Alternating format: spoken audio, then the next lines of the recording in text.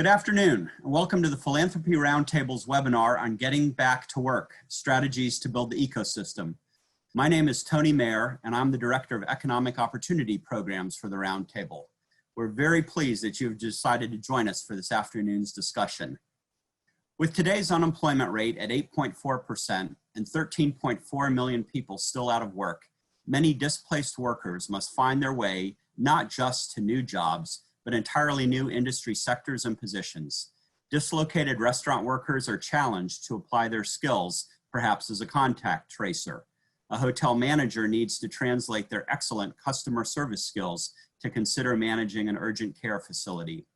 As work, economic opportunity, and personal responsibility are critical to our free society and helping donors advance liberty, opportunity, and personal responsibility is also a vital part of the Roundtable's mission. We want to see people redeployed in full-time, career-oriented positions as quickly as possible. Making the connection between a worker's existing capabilities and entirely new roles will require a match between an individual's work history and the demands of jobs that may be adjacent or closer than anyone even expected. It will be especially challenging for low-wage earners who face gaps in access to social capital required to navigate their way to and through a maze of education and training providers to find programs that are both the right match for them and aligned with local labor market demand. A one-size-fits-all approach just won't work. It requires personalization and customization. Community colleges are playing a unique role in this ecosystem and at this moment. They provide just-in-time training, upskilling and reskilling certifications and credentials that are accessible and affordable, and a career pathway that can lead from an entry-level job to a career position with a strong connection to employers and industries. We're going to take your questions at the end of the webinar, and I would ask you to type those into the Q&A box, which you'll see at the center of your lower screen.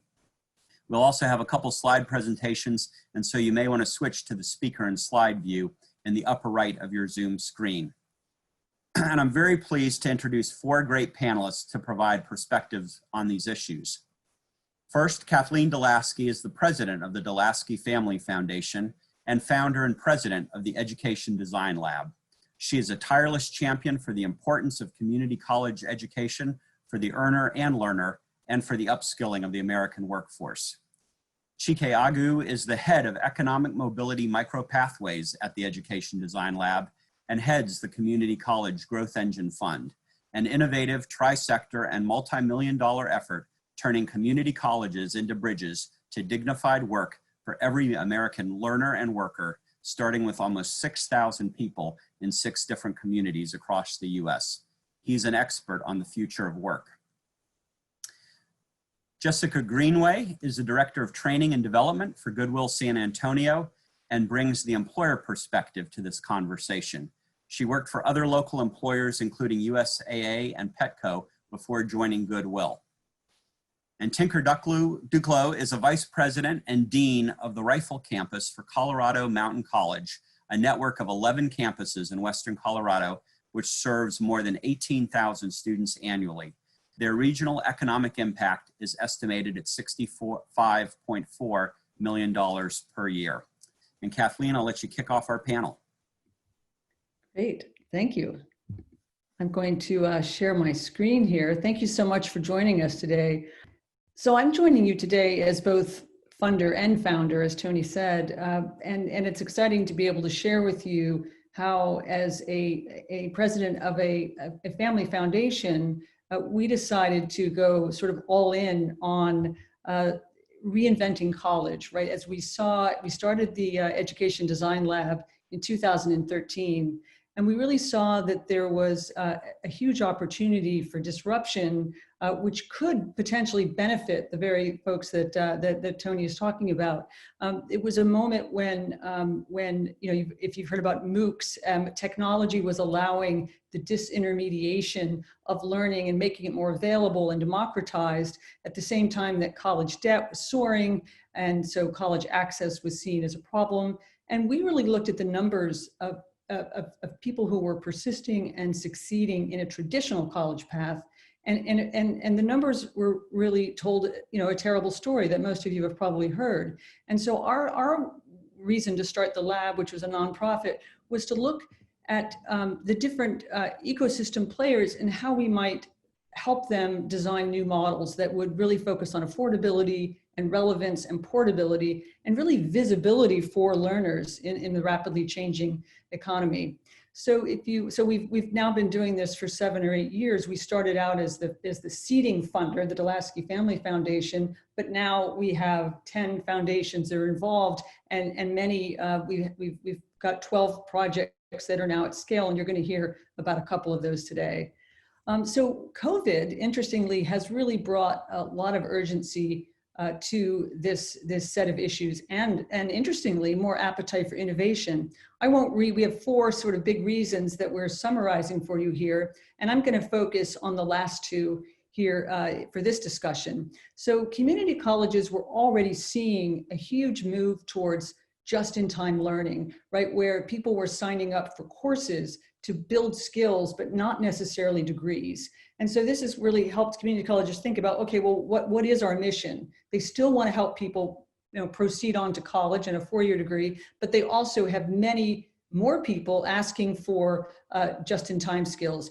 And the thing that's really helping right now is that we are really on the advent of a new kind of ability to precision map skills based on competencies that we can see, and it's really through AI. And I've got 2 slides here that just kind of show you what am I talking about. So just as medicine was able to make huge leaps for like curing cancer, 10 years ago when we started doing DNA mapping, we're now able to help people find pathways based on what we're seeing working, at the macro level. We can look at the data and see who is succeeding in what roles and what are the gateway jobs that help people advance to higher goals. And so some big examples here are customer service representatives. That's a gateway role. Administrative assistant, that's a gateway role from a just over broke type of job to a meaningful career.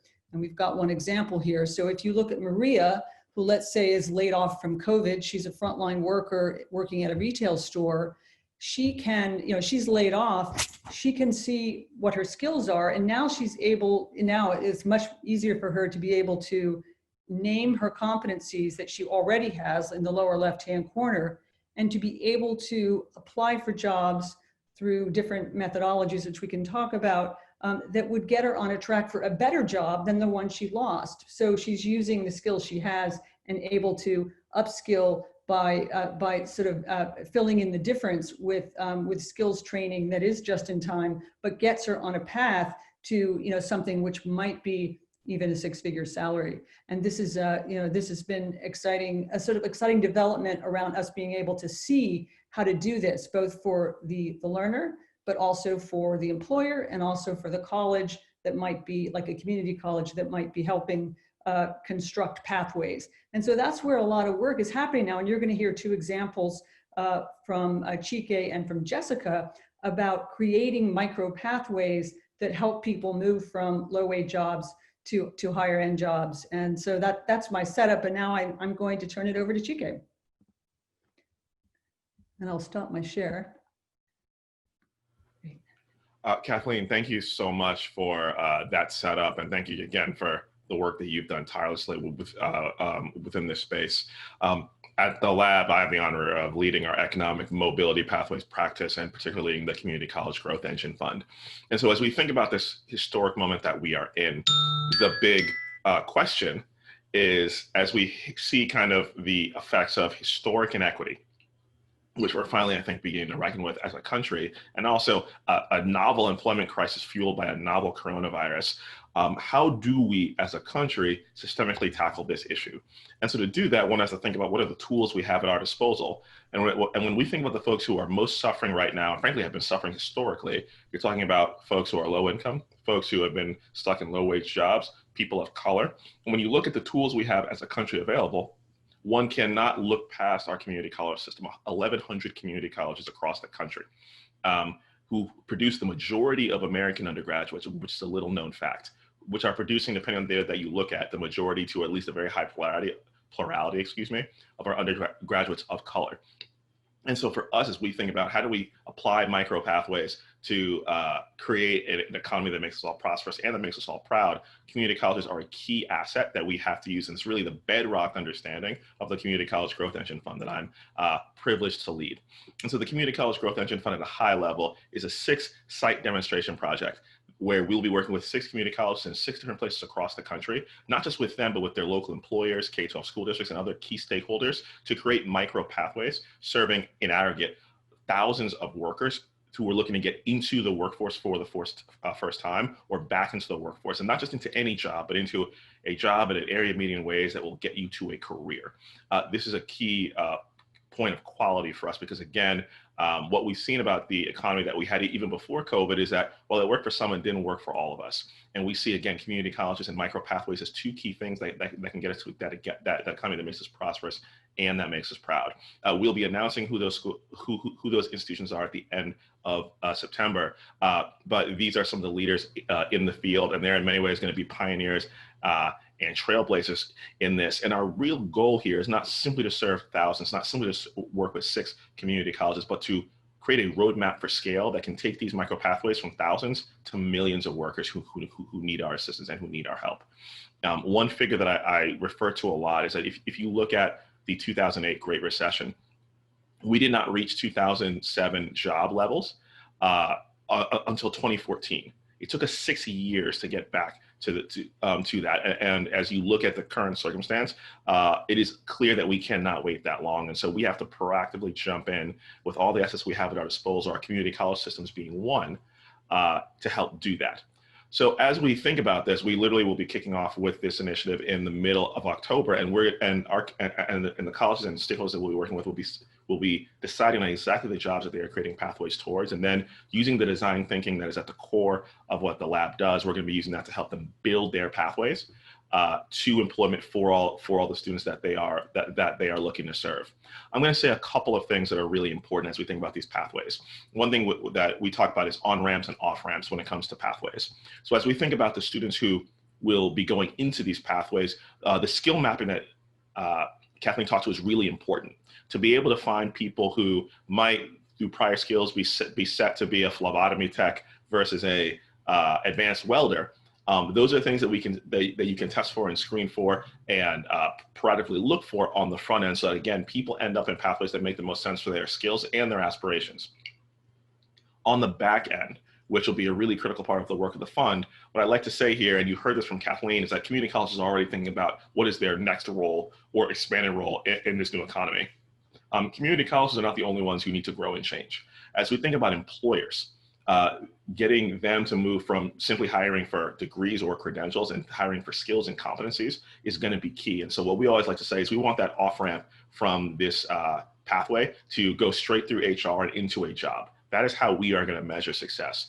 How many thousands of workers not only complete the program, not only get the credential, but actually end up interviewed and in a job and on the pathway to a career in a space. This is really, really important. And if you look at particularly the workers who have been most underserved in our economy, what has been missing is that pathway to a career, that pathway to a living wage that you can sustain, that you can use to sustain yourself and your family. And that's what the Community College Growth Engine Fund looks to achieve in this space.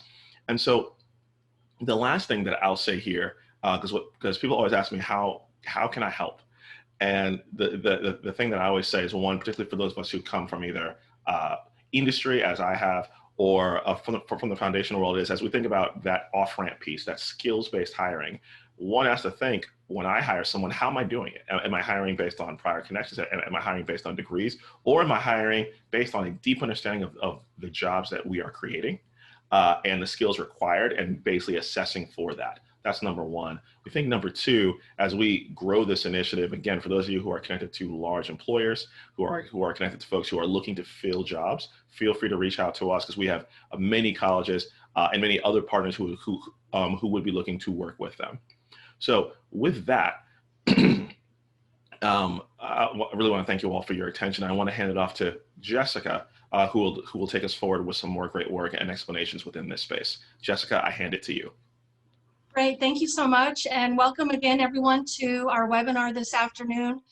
I have the privilege and pleasure of serving as the Director of Training and Development at Goodwill San Antonio here in San Antonio, Texas. And I'm excited to share a little bit more about our upskilling employees efforts, along with our key partner, Alamo Colleges, along with Education Design Labs. In February of 2019, Goodwill San Antonio kicked off our upskilling project. And as some of you may know, Goodwill was started in 1902 by Edgar J. Helms. And one of his key philosophies was preventing, not curing, poverty. And as you look at our logo on this key slide, you'll see that in our logo, we have fight poverty, create opportunity as two of our key mantras. We still serve, we've been serving the San Antonio and surrounding communities for 75 years, and those two mantras hold true, along with our mission of helping change lives through the power of work. And these things guided us through our Upskill project. Next slide, please. In order to fight poverty, one of our key things that we had to do at Goodwill San Antonio is prepare and place individuals in a pathway for upward mobility into a livable wage job. And so how do we do that? We provide wraparound services along with employment, training, to prepare them for that upward mobility, to, of course, address life barriers and ultimately create and provide those skills to get them into different livable wage jobs. Goodwill is one of the largest nonprofits here in San Antonio. We have over 1,400 employees. Our Upskill Goodwill initiative is truly industry leading and focuses on the development of people by providing them with employability and 21st century career development skills. What's so important about this is that Goodwill San Antonio is considered a second chance employer. Many of our employees that come to us have significant life or other barriers, including recent incarceration, homelessness, literacy issues, addiction, or significant mental or physical disabilities. So it was critical not only for our own Goodwill operations, but for the community, that we were providing pathways to help with those things. It was serving our purpose, fighting poverty and creating opportunity and helping change lives, to provide those employees with those needed skills to obtain and succeed at livable wage jobs. In fact, what's interesting is you're probably thinking, well, gosh, you're preparing them to leave the organization? Well, yes, as a matter of fact, one of our key metrics on our HR scorecard is what we call good turnover. And we actually measure those employees that leave our organization for a better paying job or a promotion. I've been in learning and development for many, many years. And I've worked for the big companies, as Tony mentioned, USAA and Petco. And in that time, I have not seen such an investment that Goodwill has made in its internal workforce from the employee perspective. Goodwill is on the verge of something truly amazing and will serve as the role model for employee development programs and pathways everywhere. So how are we doing this? Let's get into the exciting part. Next slide, please. Through our amazing partnership with Alamo Colleges, our leading community college provider here in the San Antonio area, with our help from Ed Design Labs, we were able to create two pathways, two that we called Skills Booster and Certificate Plus. How did we maintain this amazing, strong partnership? Well, Alamo Colleges involved Goodwill San Antonio through the entire content development process. So we had an active role in the content that was going to be delivered to our employees. Alamo Colleges also provided extensive support through the pilot process and helped us co-facilitate a variety of feedback sessions, getting firsthand feedback from our employees on how the programs were working. They patiently helped us through all of the financial aid, enrollment issues, and questions for our team members or employees. And what's even more important is that Alamo Colleges continue to support our employees through these programs when Goodwill had to shut down in March due to the pandemic. What are these pathways? Well, let's talk a little bit about Certificate Plus. This is a 26-hour online program completed over 13 weeks. It involves 3 digital badges. So at the end of this program, our employees were awarded digital badges in resiliency, collaboration, and creative problem solving that they could post on their LinkedIn profiles as well as on their resumes. But more importantly, they were learning skills and knowledge to help them achieve those livable wage jobs and the next steps in their career. It also served as an on-ramp to what we were calling Certificate Plus, and this is the second pathway that we developed. Certificate Plus is 16 to 21 college credit hours. It's a level 1 certificate. We also provided a digital badge at the completion of the first course in that program. Let's go ahead and turn to the next slide, please.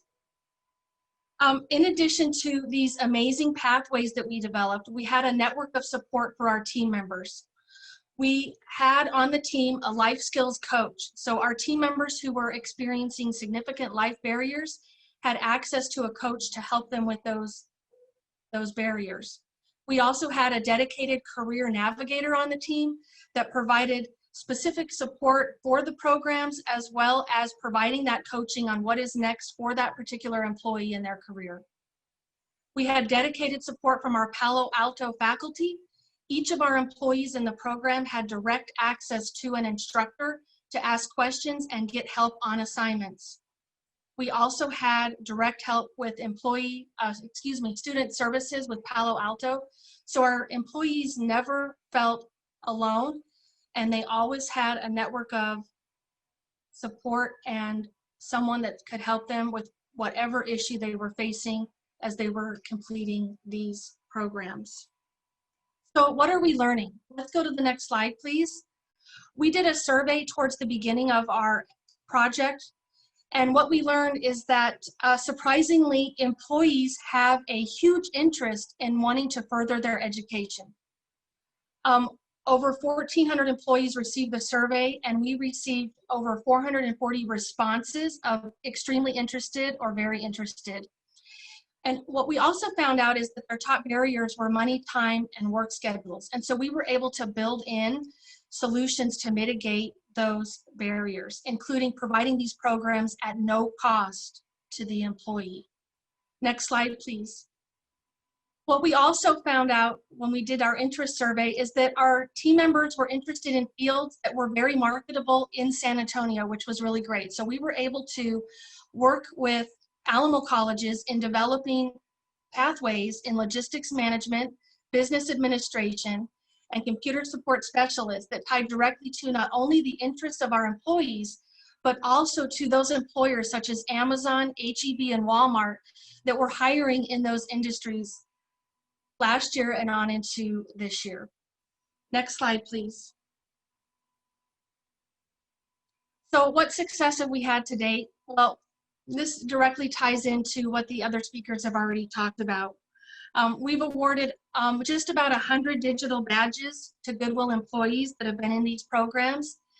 And 80% of our employees that participated in the program are still with Goodwill San Antonio. Miss Rebecca Val is one of our success stories. She's the nice lady on the left in the gray and black shirt and jeans. And she gained confidence and skills going through Skills Booster, as well as this first course in Certificate Plus, that she obtained a higher paying job in a different business unit at Goodwill San Antonio. So she was able to use these skills and knowledge to make the leap to basically a different industry within Goodwill. Miss Chrissy Brown is the young lady on the far right in the long pink sweater. Chrissy struggled to find her way in what career she wanted. She signed up for both training programs and wasn't quite sure what she wanted to do in the next phase of her life. She had already earned a Bachelor of Arts degree. And through Palo Alto's faculty coaching, as well as through our Career Navigator coaching, she's been promoted to supervisor and has found her way into a leadership position at Goodwill. Last but not least, not pictured here, a young man, an older gentleman that was in one of our feedback sessions provided this quote. He struggled with English as a second language as well as digital literacy. And he shared with us how grateful he was for the program as tears came to his eyes, that he now feels like these processes will change his life. And that's what it's all about. Tinker, over to you. Thanks so much, Jessica. That was incredibly inspiring. So again, my name is Tinker Goodwill, and I am at Colorado Mountain College. CMC is a network of 11 campuses across Western Colorado.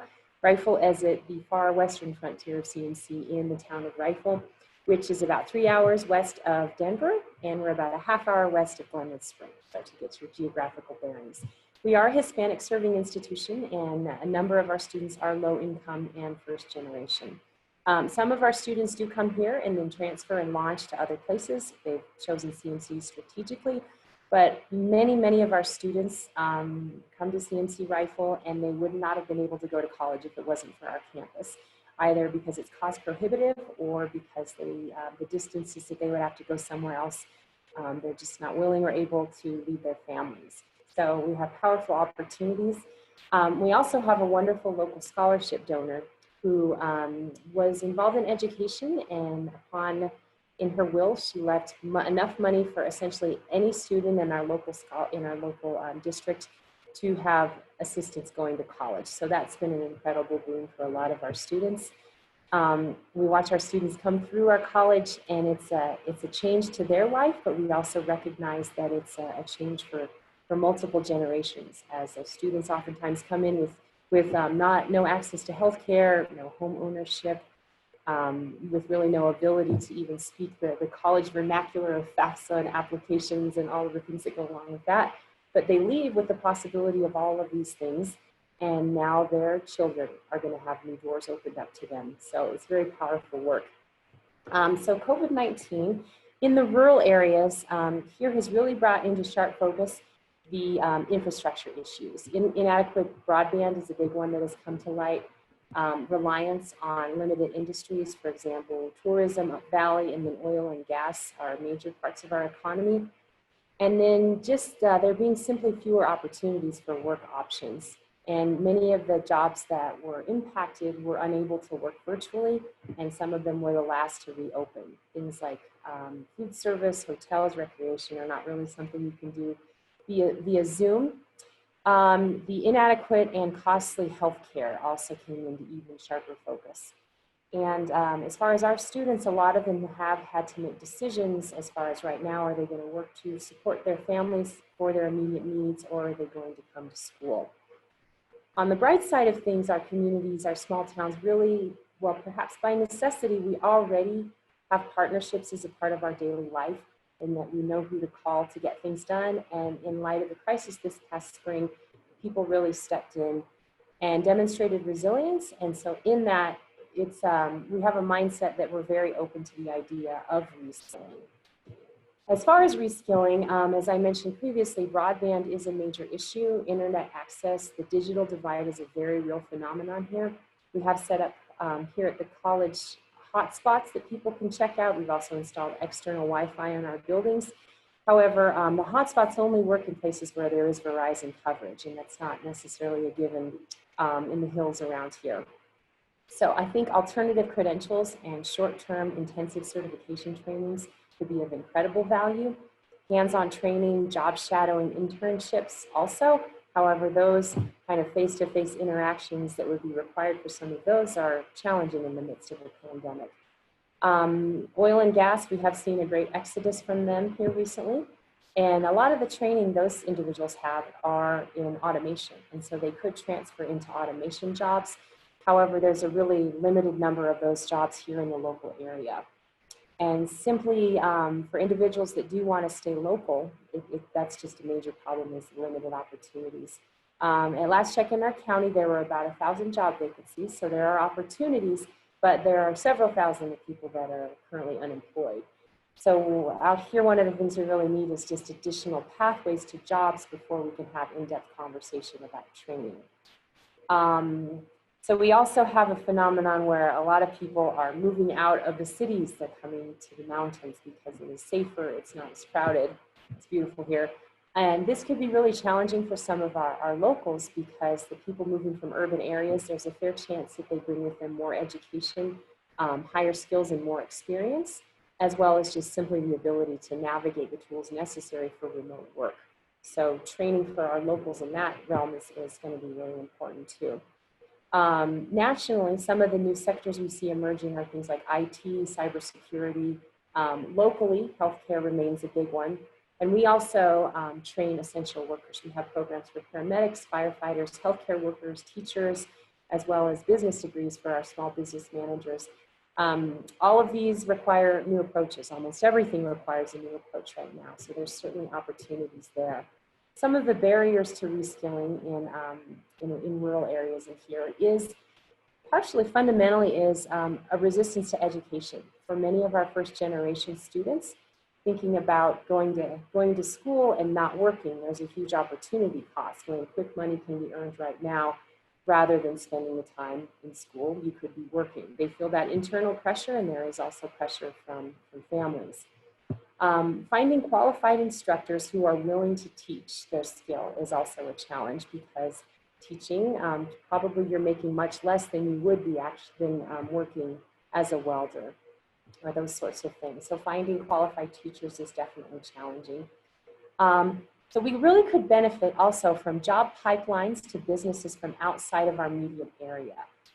Where students may not want to move somewhere else, they might be open to the virtual working possibility. However, that's really hard to conceptualize. If you've never seen this job before, how is it that you can plan for it and dream about it?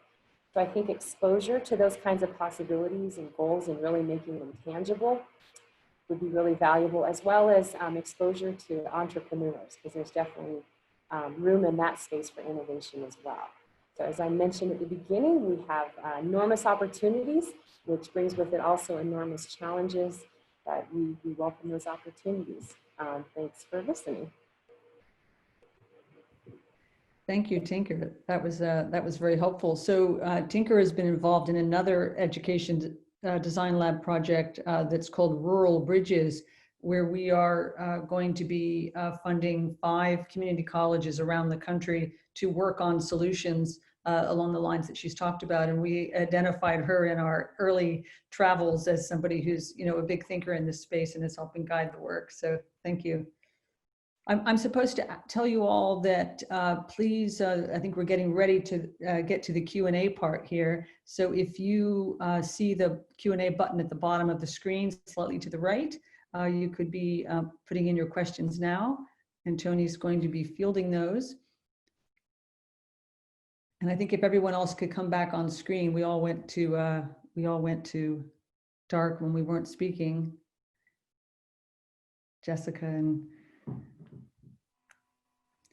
while the questions are coming in, I can also just sort of tie these conversations together for a second and say that the work that that we did starting about 2 years ago, Jessica, in San Antonio, the success of that work, as well as a similar project that we did in a rural community college in Virginia, led together to the conceptualizing of this project that we're launching now, that Chike described, which is the Community College Growth Engine Fund.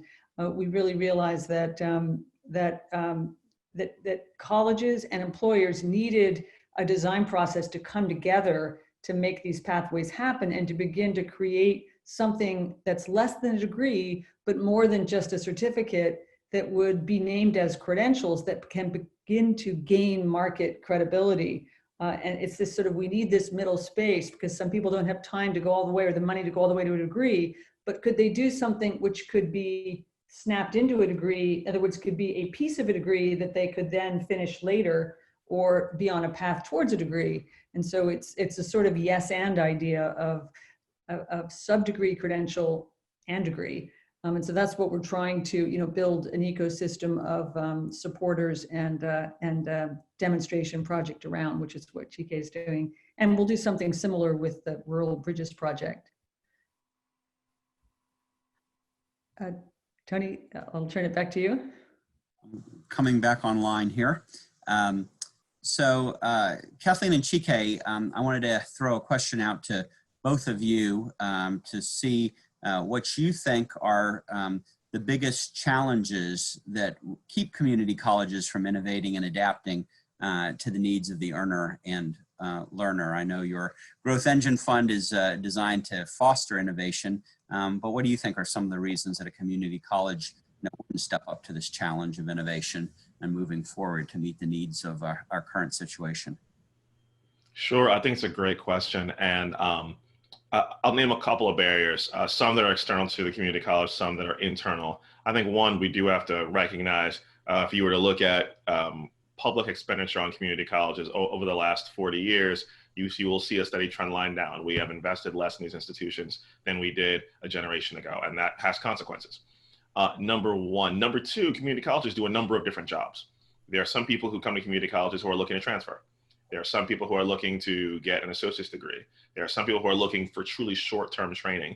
And the challenge of meeting all those purposes and all those populations is challenging. I think thirdly, which is external, is this is the challenge of rescaling is not just a community college's challenge. We truly need a place and a process by which community colleges and particularly employers get together, so that, again, ideally you want employers being super clear about what they need. And again, as someone who's come from industry, I find industry overestimates how clear they are with exactly the type of talent and skills that they need. And at times, community colleges might overestimate how much they understand what those employers need. And so how do we make sure that both those folks are really clear? And then also the rest of the ecosystem is being brought to bear. And then lastly, it's a piece that Jessica spoke to, which is students are not just students, they're mothers, they're fathers, they're workers. And you have to make sure that you take care of all those needs as well, so that they can be successful while they are there. So again, I think it's one, frankly, the big challenge is kind of lack of public investment. Secondly, they serve multiple different purposes. Three, the interaction between all stakeholders is not as frictionless as it should be.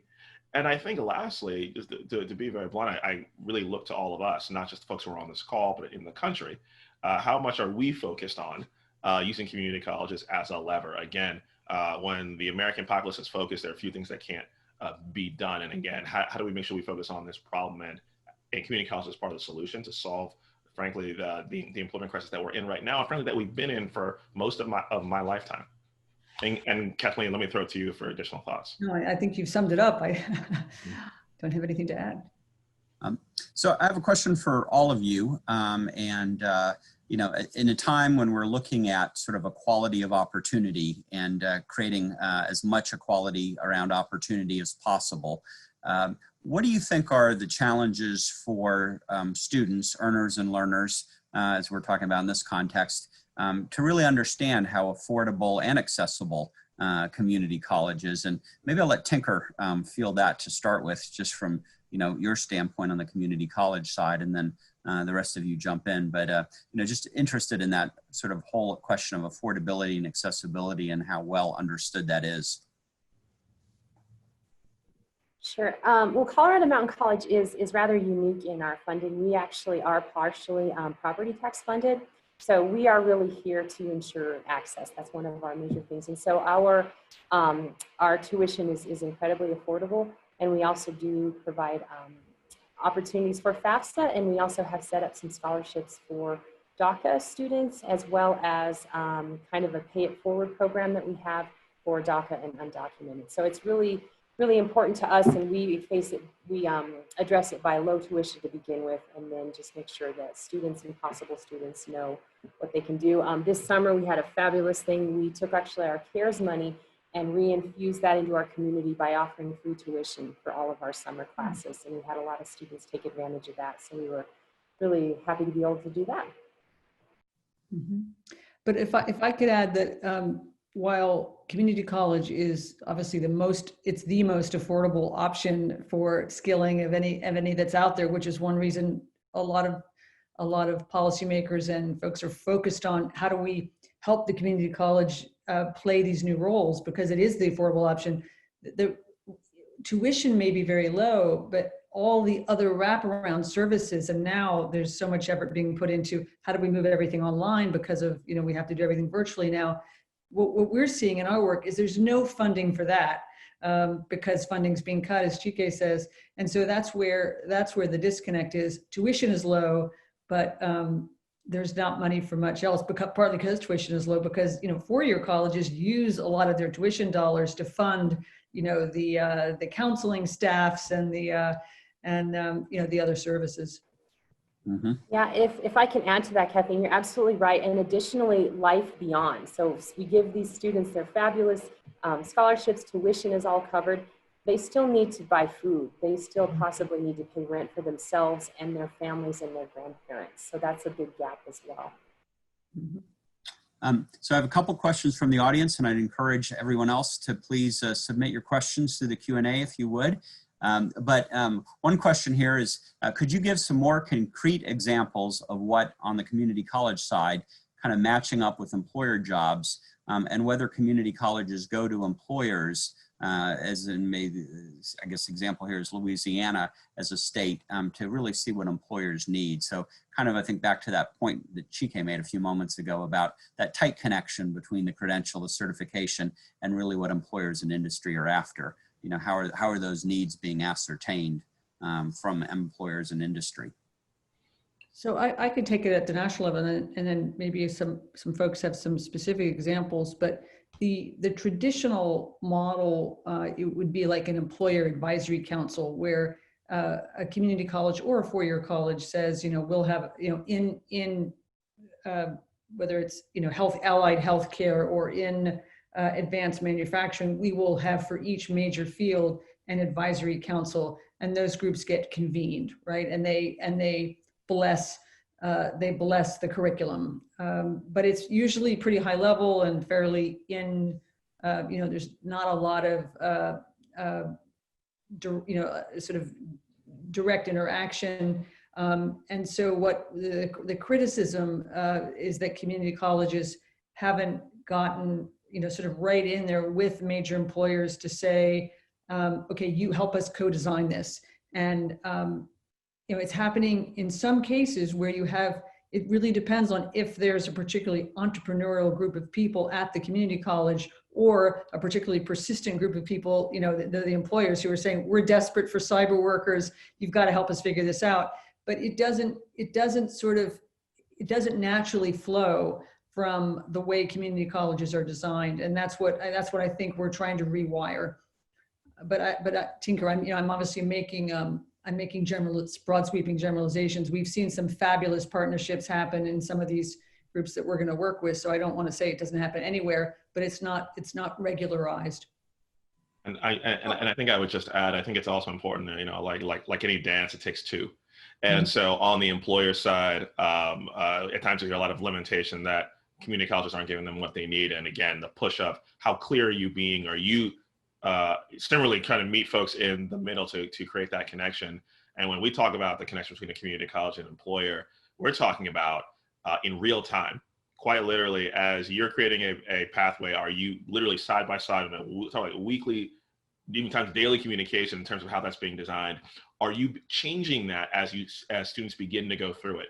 One question, talking to someone who works with a Fortune 200 company who works with community colleges, one question that they ask of education institutions is, tell me how you've changed X program due to employer feedback. The question is there an employer actually giving feedback in that regular and clear a way so that community colleges can pivot? So this really takes that meeting in the middle, and employers, I would argue, have as much to change as the community colleges. One last thing I'll say, and this is at times about creating incentives. Community college, let's assume a community college does a good job and they actually produce people who have the skills that the employer needs.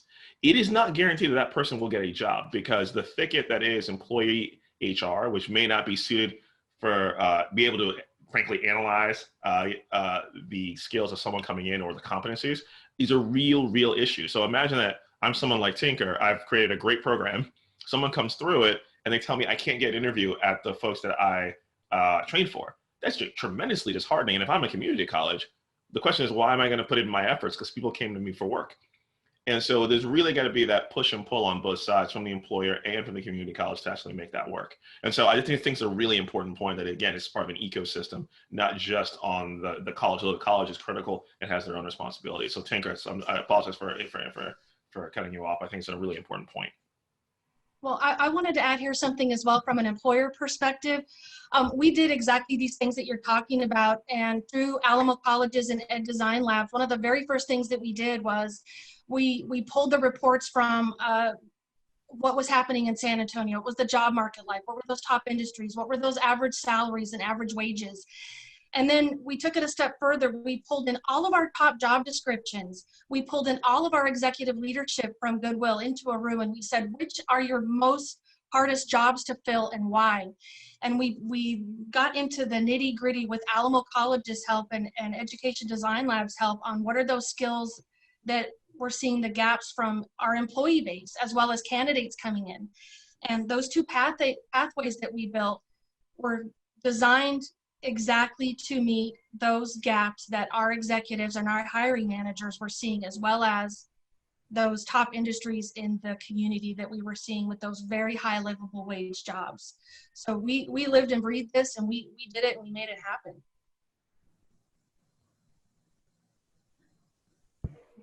Well, I would just also add to the conversation, in rural communities, there are oftentimes industry partners will reach out to us and say, we need an HVAC training program, or we need a water treatment program, and can you set this up? And as we dig a little deeper, we say, okay, well, how many jobs, how many positions? And the answer is like 3. And so for us to build a program for 3 positions, which are then saturated, that's a constant tension that we have. I'm not sure if this is what the question was about, but it's an interesting idea. Is like, for example, if we were to reach out from Colorado to an employer in Louisiana, it's very different from the community college model as it currently is, because just in that phrase, community college, we serve local areas. However, if there was an entity somewhere else in the country where there was just a huge amount of jobs that there's no way it could be filled locally, I think that's a really fascinating concept. I mean, cybersecurity, for example, if it was maybe even there's a satellite office in Rifle, Colorado that is reporting back to Louisiana. I'm not sure how much of that has been done, but I think it's a fascinating concept and something I would be very interested in. Yeah, and does COVID increase the fact that now remote working is looked upon more favorably? Does that create an opening for exactly what you're describing? So this question, I'll start with Tinker, and if anyone else wants to jump in on this one, please do. But I think this relates, well to what you described a moment ago, Tinker. What will be the impact of weather on broadband hotspots, and what solutions are being considered to address those? That is a great question, and I'm going to be totally honest. We have not thought through that yet, and it's something we launched our program in kind of April, and we have not had any blizzards in that time since then. So we're going to have to think about that, because even just regular internet service we do experience challenges when snow comes through. So I'm going to be asking some questions about that very thing. I don't have the answers right now. Okay, thank you. Maybe for everyone, could you discuss more about the academic transfer track and how the relationships are with four-year traditional universities in their respective communities? Maybe Kathleen and Chike from the standpoint of the community colleges that you see, and Tinker, I know, you've talked a little bit about, like in the nursing realm, where people can start at your campus and move to another campus to continue their nursing studies. So maybe Tinker, why don't you talk about that, in the nursing context, and then broaden it from there. Sure. Well, as I mentioned, Colorado Mountain College has multiple campuses, and we do we're interesting in another ways that we have, we're a community college and also a four-year college. We are designated as both because we primarily do have certificates and associate's degrees, but we also do have a selected number of bachelor's degrees, such as teaching, bachelor's of nursing and business. So a lot of times our students may start at the Rifle campus and then they'll transfer another campus to finish up their full-fledged paramedic. We train the EMTs and they can go elsewhere to get their paramedic degree or their nursing degree. As far as traditional universities in our respective communities, we don't have that, but we do have articulation agreements with all of the universities throughout the state. So if you earn your associate's degree at Colorado Mountain College, you then can transfer to any of the public universities in Colorado and you will enter in junior standing. Mm-hmm. Yeah, I could broaden that out to say, because one of the national projects that we've done is called Seamless Transfer Pathways, and it really has looked at what are the issues that have kept the statistics so low 17% of people who start at community college saying that they want to get a bachelor's degree actually do. And that is, it's a heartbreaking number. And when you look at the why of that, there's a couple of reasons, but one of the biggest ones is people are on a path and they're building, it's the undecided learner is often, falls victim to falling off course because they can't get traction on a major. And so one of the solution sets is to have the kind of counseling and, speed dating for career exposure early on, and to do micro pathways and certificates, ways to make yourself employable so that you could work along the way, or stop out and come back, but you see the whole. And secondly, that you actually get engaged to feel like you're going somewhere. So that's one of the big reasons for those poor statistics. A second has been, the remediation issue that most of us have heard about, which is that people get stuck in these courses that are prerequisites, like Algebra 1 if they're a business major, or some of the STEM, and they can't get past the prerequisite because they didn't have enough preparation in high school. And those are, there's some very specific tactics to work on those kinds of issues, but those are two of the big areas that we're seeing as barriers for the 4-year for the person who's in community college. Mm-hmm.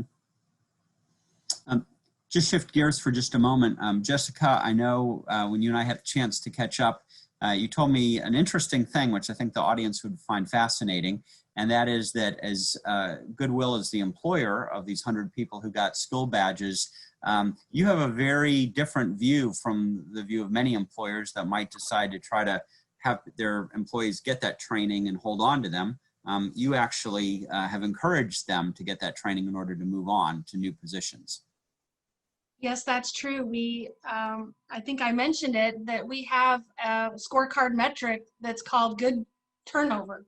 And so we actually measure the number of employees that choose to leave Goodwill for either an opportunity making a higher wage or a promotion that would be considered a promotion. And we actually measure that, and we monitor that, and we encourage that. So we definitely believe in providing those pathways so that our employees can make their lives better. Very positive, very positive. Well, we've come to the end of our questions, unless the audience has anything else that they would like to add. Kathleen, Chike, Tinker, Jessica, thank you all very much for being with us. This has been a really good discussion. Is there anything else anyone would like to add before we finish up? Yeah, I wanted to mention that we're going to announce these 6 regions for the Community College Growth Engine Fund at the end of September, and then we'll also be announcing rural regions probably in January, 5 rural regions. But what we've seen as we and our funders have developed these efforts and these initiatives is that other players, whether they're funders or whether they're colleges, are coming to us who might be in a different town or city and saying, well, wait, could we affiliate? Could we start an effort like this and affiliate ourselves? And we're starting to think about both these initiatives as sort of umbrellas for what can really be national efforts. So I just wanted to share that we are trying to accommodate scale for these efforts. That's great. And we will be sharing some of those details with the audience as well in a follow-up email. Anyone else have anything that they want to add?